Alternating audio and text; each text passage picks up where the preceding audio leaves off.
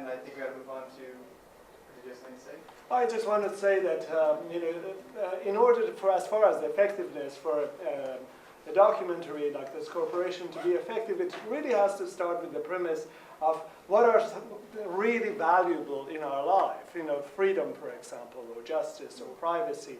And I think that it really failed to address any one of those issues. That what is the alternative? At least from the short piece that we saw, it really didn't give any clue about how we address the issue that is really important to us, like freedom. Yeah. So a lack of alternatives as being a major kind of negative. Good. That's a great thing to know.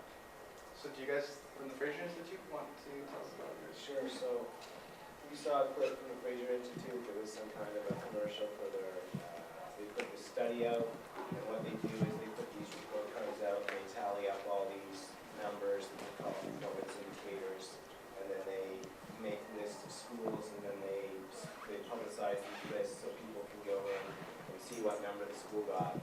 And they're pitching this as a way that they can make things transparent so the parents can go in and see where the best schools are that they want to send their kids. So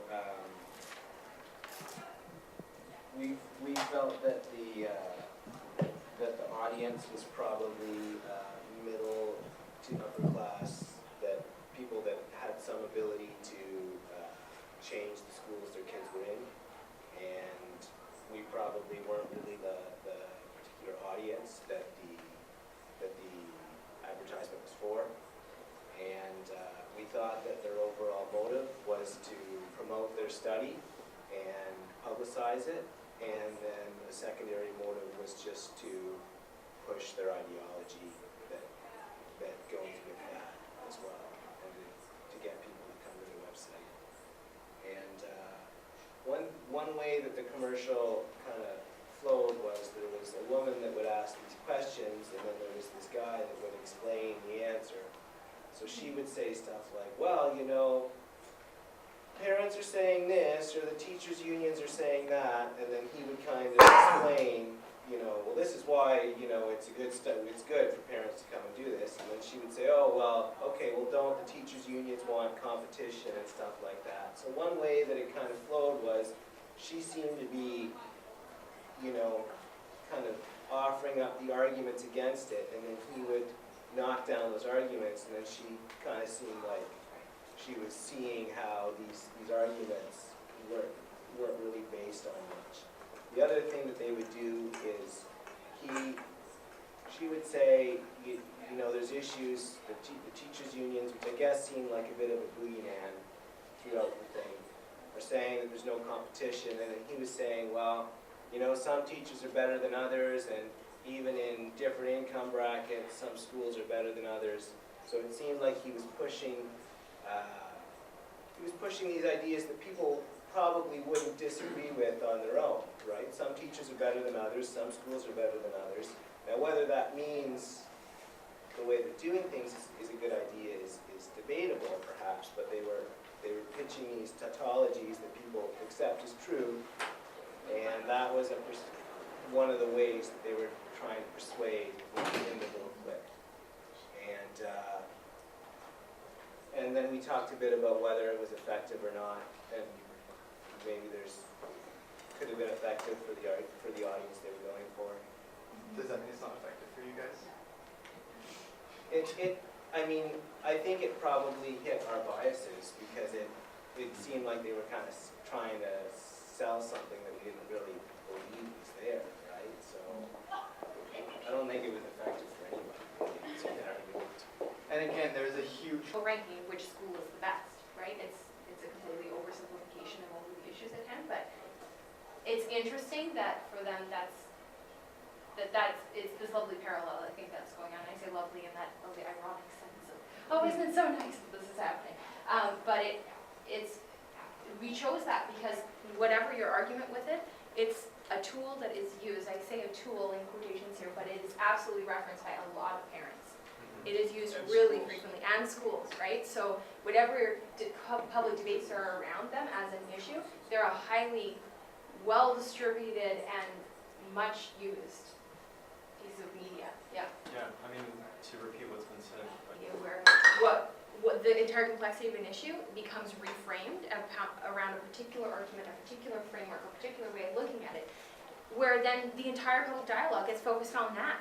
Where there may be a whole multiplicity of other things that we need to look at, but we're so busy as in this public forum or in mass media having a conversation about X that we forget the entire rest of the alphabet, right? And I think that's where a lot of agencies can be very effective at that, you know, to the detriment of what's going on, I think, but it's highly effective. And you see it play out time after time after time in so many different arenas. And then it does bring up, like we said, the ethical questions around that and how as media producers and media consumers, we can start to reframe the debate in a different way, perhaps? Or are we engaging then in the same practice, just in a different capacity or for different political agendas? So. Vote Democratic down in the U.S. And you know, the video was set up as like a kind of science fiction message from the future, in which one using Facebook could insert, like I could insert a friend's name if I wanted to sort of give him a kick in the you-know-what to get him to go out and vote. You know, there was a certain element of it being a little bit of guilting, but it was also somewhat tongue-in-cheek. And given the Facebook nature of it, I would say clearly aimed at you know, people in their 20s and 30s, not older people in any case.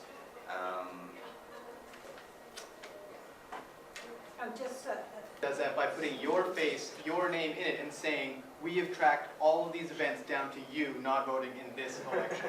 And that's the thrust of the video. Yeah. Well, and it's on the fear tactics that are used, while at the same time they're still employing it. It's very interesting, kind of complicated. And I guess we should move on to the last group. So I think what I wanted to check in about at this point, because obviously we're kind of at our end here, not kind of, we are in our end here, but my hope is that through the conversation we had today, and I know that obviously this is just the beginning, we would love to go further and do a lot more, but that through this kind of analysis and through the work that we're doing in this room, that we can continue this beyond, that we can start to look at these campaigns and figure out what exactly is happening, deconstruct it, try and extract some of the successful tools while at the same time really thinking about how to achieve change and really changing people's minds. There's a lot of complicated pieces that come in that puzzle, and the real question is, how does that happen, and how can we help to hopefully change people's minds towards, yes, a mind-opening experience, but also around achieving social change in hopefully a positive way. I think when we talk about all of this stuff, hopefully it gets you guys kind of fired up. I don't know how many of the people in the room are media producers in some capacity. Okay, nice, okay, great. For those of you who aren't, don't be afraid to look at the camera. It's great, we should have more of them out there documenting as much as we can. And my hope for, yes, the legacy of this workshop is that you will take it further, that you will continue to not just have these conversations, but spread them beyond this room, and that we can keep engaging in that way.